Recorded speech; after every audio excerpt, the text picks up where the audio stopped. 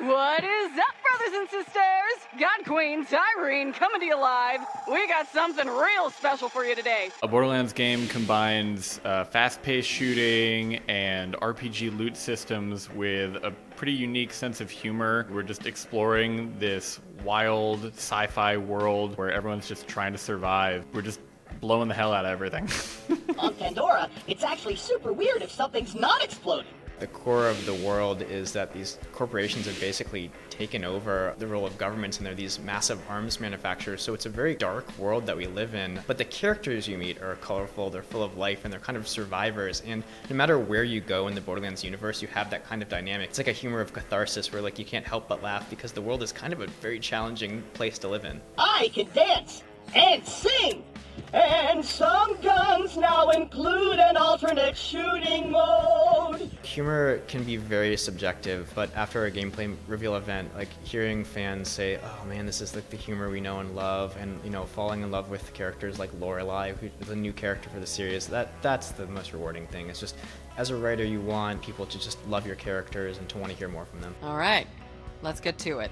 Our fans are super dedicated to the franchise, and I count myself as one of them. I had played every single piece of Borderlands content way before I ever stepped foot into Gearbox software. All the time, I would be reading scripts, hearing new dialogue that we'd recorded, and asking myself, is this what I want as a fan? And I think the result kind of speaks for itself. Yo!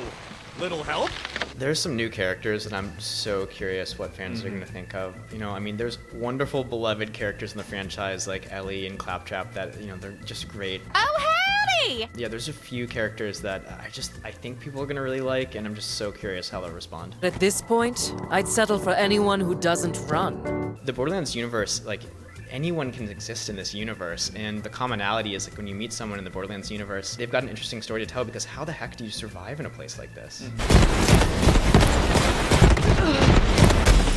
There have been times when a concept artist will come with just an image and be like, "Hey, what do you think of this character?" And I'm like, "That's amazing." We just start writing scripts based on that. Sometimes we'll collaborate with mission designers and kind of build a mission collaboratively.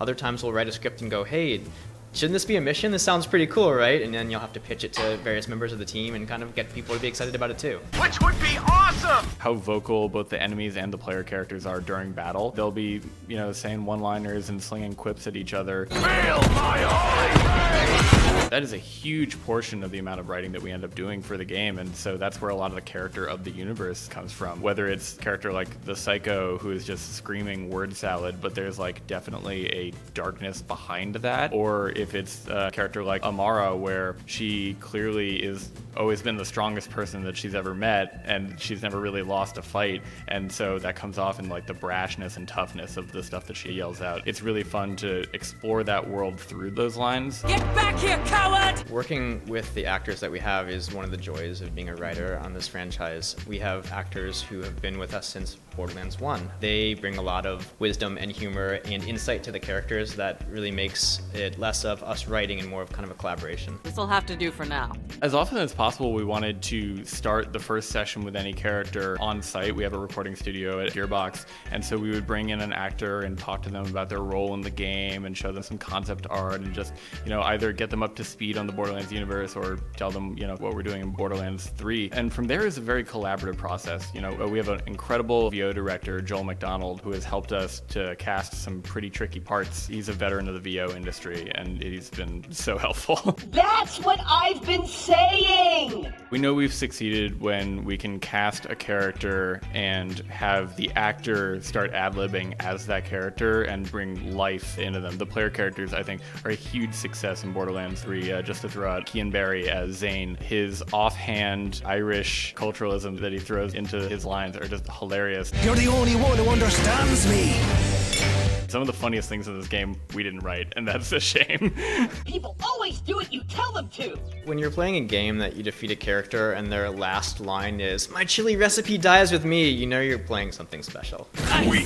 Collaborating with so many developers of different disciplines is a really rewarding way to think about characters and stories. You learn a lot from a concept artist or a designer when you sit down to brainstorm a new character or collaborate on a new mission, and it makes you kind of retool your mind in terms of how do you tell an interactive story and what cool opportunities are you not thinking of that someone else can kind of provide.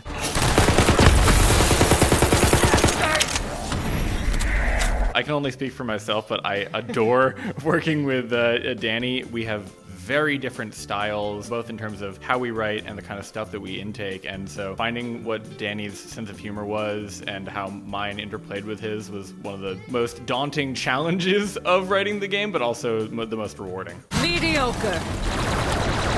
Nice. Correct. The general rule is if you try to make someone laugh, the collaboration becomes like amazing and really fun. And like Sam said, we have different senses of humor and different characters that we gravitate towards. And a lot of the magic of Borderlands is this kind of strange mix of a lot of different creative people coming together to make this universe. Navigate it, bitches!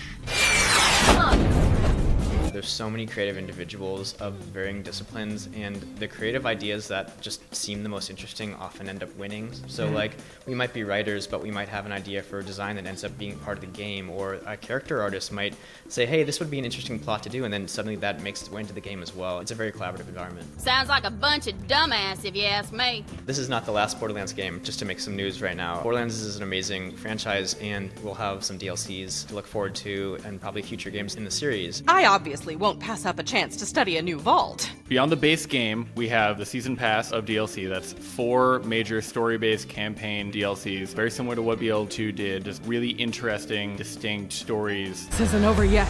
There's some absolutely buck wild moments in this game, and I can't wait for people to experience them. I think when it releases, I'm just going to be on Twitch, just like watching people's live reactions to certain things, because, they sounded like a good idea a year and a half ago.